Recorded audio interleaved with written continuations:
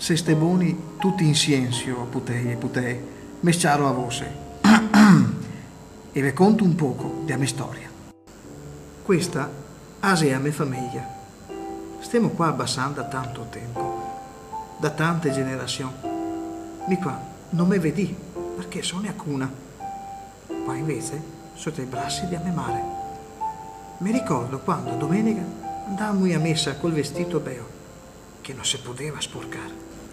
Ah, mia nonna, quante belle storie sapeva raccontare. Questo è il giorno più bello della mia vita. Che ho incontrato a mia sposa, un angelo di donna. E questo è il padre che il furbetto che sta in prima fila. Vero Davide, che è il papà? E questa mi vece a casa, gli attrezzi che usavo per lavorare a terra. Mica semino, che do da mangiare ai oche e arne. Qua facevo il fio a false copria. A volte abbattevo col martello per indrizzarla. Che fatiche, putei, altro che giorni dopo. No, altri veci sentivo ancora l'odore del fen che mi gonfia il petto, solo a rivedere le foto. E a mia sposa, quanto brava sei a lavare, no che aveva mia lavatrice d'un co. Sto qua, è mio fratello, Tony Forner.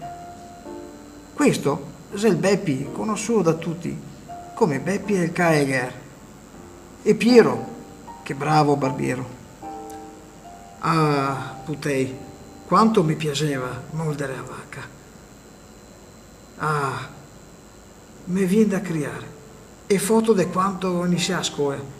Quella, asia me vecchia maestra, mia buona come la vostra. Non si poteva neanche fare un fiato. Eccomi qua con i miei compagni di scuola. Mi sono stato fortunato. Sono dopo un anno anche a scuola che voi altri c'è me e medie.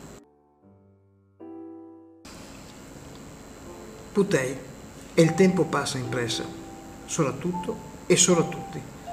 E il passa come un moin che masena tutto, quello che incontra, compreso quanto, nel ben o nel male, nel bene o nel brutto, merita di diventare storia.